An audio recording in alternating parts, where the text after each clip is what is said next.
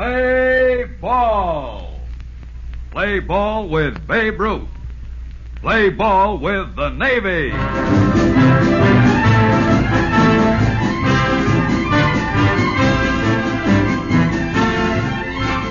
The United States Navy brings you the adventures of Babe Ruth. And here to tell you about the fabulous and immortal Babe is his pal, the popular sports reporter, Steve Martin.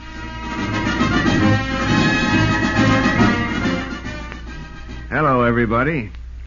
Many of the things the big fella did, some of his most colorful feats, never got into the newspapers. But now they can be told. Right now, I'd like to tell you the inside story of a great young ball player named Dusty Cowan, who almost wrecked the Yankees, himself, and Babe Ruth. We'll bring you the exciting story of Dusty and the Babe in just a moment. But because I'm an old Navy man myself, an enlisted man in one war and a commander in another, and a sports writer in between, I know what Jackson Beck has to say to you will be highly important. So, come on in, Jack. Okay, Steve, and thanks. Here's something for all young men between the ages of 18 and 25 to think about. Is the high cost of living getting you down? Are you getting those civilian blues? If so, then switch to Navy blues. When you wear the Navy blue, you get good pay and 3 square meals a day. In the Navy, you're secure. Every payday's sure. So if you're down, get up. Be on your way. See your Navy recruiting officer today.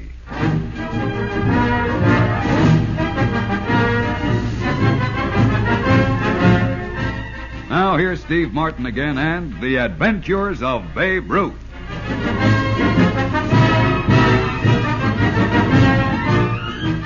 This is the story of the Babe and Dusty Cowan. Dusty wasn't his real name, of course, but by the time this program is over, you may be able to guess it. Dusty was one of the most talented rookies I ever saw, and the most hated. He was a hothead, a pop-off guy, and he lacked tact and humility.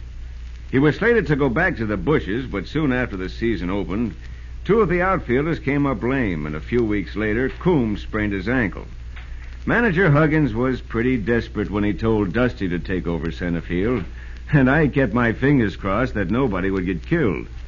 The Yankees were in a losing streak, and Dusty soothed their sore tempers like a red shirt soothes a bull. Detroit knocked them down 3 days in a row, and when I walked into the clubhouse, it was like walking into a grizzly den.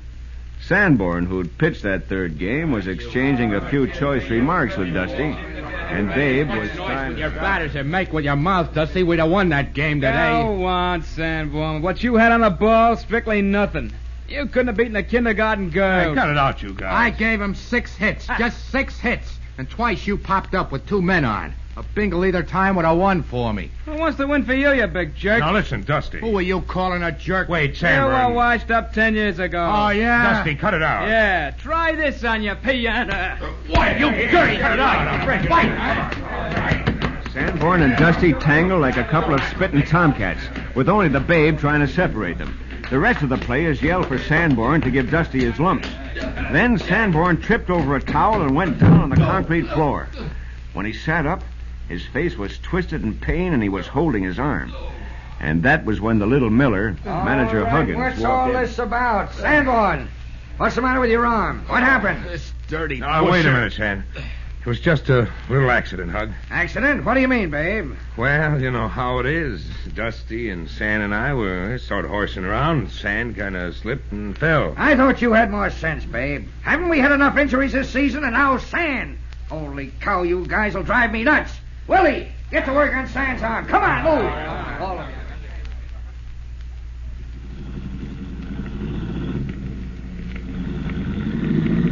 We're going to the New York AC, driver. Now, look here, Babe. Why the deuce did you cover up for Dusty? We need him on the club, Steve. You need him like a hole in the head. That guy's a troublemaker. He's a great natural ball player, and he plays to win. Once he gets that chip off his shoulder... He never will. It's a permanent growth.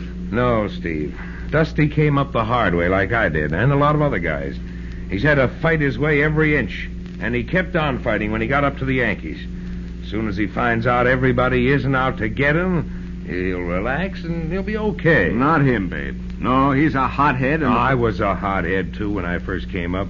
But I cooled off and straightened out, Steve. And I got a hunch Dusty will, too.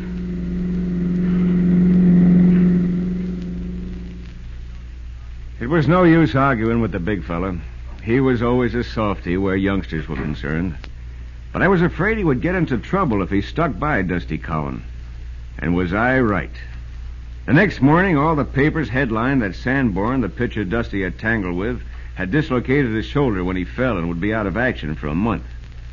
So when Dusty trotted out to center field that afternoon, the fans gave him the business. Especially one bull-voiced fella in the right field stand. Bum you back to the bushes, Dusty! Who tells you can play ball? Go on, you poor bitter! The treatment got under Dusty's skin. He struck out twice, missed a shoestring catch in the seventh, and then banged smack into a double play. You should have heard the crowd roar then. You bum, Dusty! Why don't you break a leg? Get lost, you punk! Drop that, Dusty! It happened then, almost faster than you could watch it. Dusty, starting out to the field after he was thrown out, suddenly swung around and charged at the stands, making for the bull-voiced heckler. And as he jumped into a field box, the Babe was right behind him. He grabbed the crazy mad kid and heaved him back onto the field. Then the Babe himself fell into the howling crowd. When I could see the big fella again, Huggins, several of the players, and Big Bill, the umpire, were there. Going into the stands, are you out of your mind, Babe? I'm sorry, Hug. I lost my head, I guess. Some guy up here was riding me. They were riding Dusty. And they were on me, too. I saw red. You mean you came up here to take a poke at a fan, you Babe? That's right, No, mister. Bill, it was Dusty. It wasn't. Dusty tried to stop me. Get off the field. Oh, no, wait. Get off the field. Going into the stands is a serious offense. Not even you are big enough to get away with it, Babe. I'm going to make a full report to the commissioner. The chances are 100 to 1 you'll be suspended from baseball. Babe, you're crazy. Now listen to me, Babe. There's nothing to say, Steve. There's plenty to say. The commissioner is considering your case now. He'd sure like to hang a year's suspension on you. Now, you can't take a rap like that just to save Dusty Cowan's hide. I can take it. He can't, Steve. It would ruin him. It'll ruin you. Your name will be mud. Oh, Babe, for Pete's sake, use your head. Dusty isn't worth sacrificing yourself for. He's no good. He's got a lot of good stuff in him. He just got off on the wrong foot, like I did when I broke in. He might have learned his lesson today. Are you kidding? If he had an ounce of decency in him, he wouldn't stand back and let you take this bum rap for him. Oh, Babe, listen to me. Save your breath, Steve. Maybe you're right and I'm wrong. But I made my decision and I've got to see it through. That was a long, bad night for me, the big fella's friends, and for his thousands of fans. The suspense was terrific by game time next day because the commissioner still hadn't handed down his decision. I can tell you we were an anxious bunch of reporters up in the press box waiting for the bad news. We knew it had to be bad. I had my eye on the telegraph waiting for the flash from the commissioner when a big roar came up from the stands. Then I looked out and I swallowed my gum. Well, the Yankees were going out to their positions, and Babe Ruth was trotting out to right field, with Dusty Cowan jogging out to center. Well, the tip-off came on the third play, when Collins of the Sox walloped one a mile into left center. Babe started back for it, but he was limping from that pile-up in the stands yesterday, and it was evident he wasn't going to make it. And then while the fans were groaning, Dusty Cowan came racing out of deep center like a scared deer, made a crazy leap into the air, speared the ball with his gloved hand, and crashed into the fence.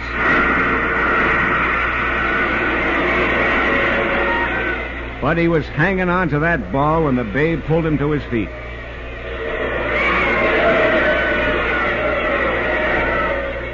A couple of minutes later, the second tip-off played itself out for us on the diamond. Sewell drew a walk, and then Dusty sliced a perfect shot between first and second on the hit-and-run play. And running like a deer, again, Dusty made it into second with a hair-raising slide. Dusty was up on his feet at once. Not sullen the way he used to be, but brushing himself off and yelling at the big fella, who was walking into the batter's box by this time.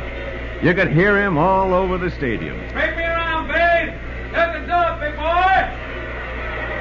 The big fella laughed and shook his fist at him, and then he took a toe hold and blasted the first pitch high and far over the bleachers in center field.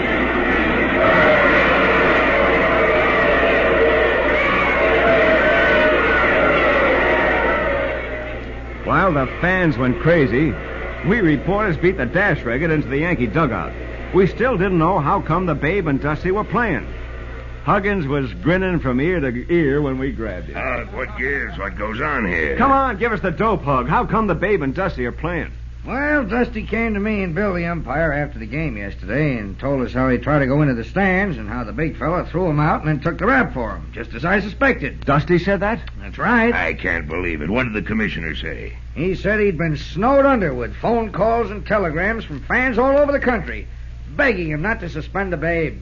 And he decided, since nobody'd been hurt and there really hadn't been any trouble, to just fine Babe and Dusty $500 each and let them play today. Isn't that Oh, by the way, how did you guys like the show those two put on this afternoon? Wonderful. That was wonderful, Hog. Really My good. friend Al Jolson says you boys ain't seen nothing yet. Am I right, Dusty? If you say so, Babe. I mean, well, anything you say, Babe. Anything. Well, I say this club is going to win the pennant. How about that, Mr. Popoff? Oh, you'll call it... Well, like I said, Babe, anything you say. If you want the pennant, I'll personally get it for you. You hear that, boys? You hear my boy, Dusty? This flag is in the bag.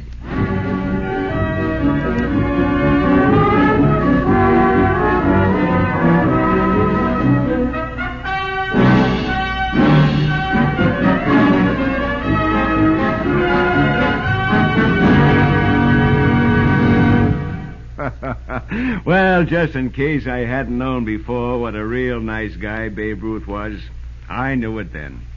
But the big fella was full of surprises, and he could always get into hot water right up to his neck. Before I tell you about the time the big fella and I went hunting up in Minnesota with Dutch Reber, the great southpaw pitcher, I want you to know that we have a very distinguished guest aboard. He's Captain Gene Tunney, retired heavyweight champion and a fine Navy man besides. Gene Tunney was a Marine in the First World War, a private. And in the Second, he was a captain in charge of the Navy's physical fitness program. Well, Gene, we're awfully glad you can be with us on the first of the adventures of Babe Ruth. Well, Steve, thanks a lot. I can tell you that I wouldn't have missed being here for anything, because I know what the Navy has meant to me and can mean to every young American. As you know, I have spent a good part of my life advocating clean living, both mental and physical. Yes, I do. And I think that I can say from my inspection trips around the world that the Navy really makes it easy for young fellows to be completely fit in both ways. That's right, Gene. I have seen baseball games in Alaska, football games on the equator, and boxing matches the world over. I know what Navy food and Navy habits are, and I can tell you that I recommend it highly as a good way of life for America's young men. Thanks again for having me here on the first of the series you have built around Babe Ruth's life. He was a great athlete, a great competitor, and a great American. Thank you very much, Captain Gene Tunney. I hope all you fellows realize that what Gene Tunney says is true. As an old Navy man myself, I know that the Navy offers living advantages and sport advantages and high adventure unequaled by any other career. If you're a high school graduate and are interested in the Navy as a way of life, contact your local recruiting office.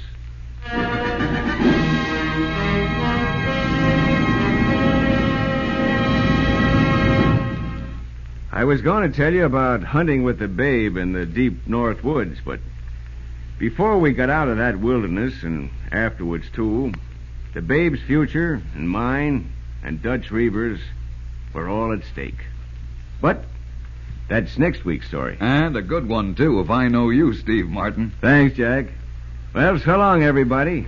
See you next week. This has been The Adventures of Babe Ruth, written by Ben Peter Freeman. Music by the United States Navy Band and produced by Woody Close. It has been presented by the United States Navy.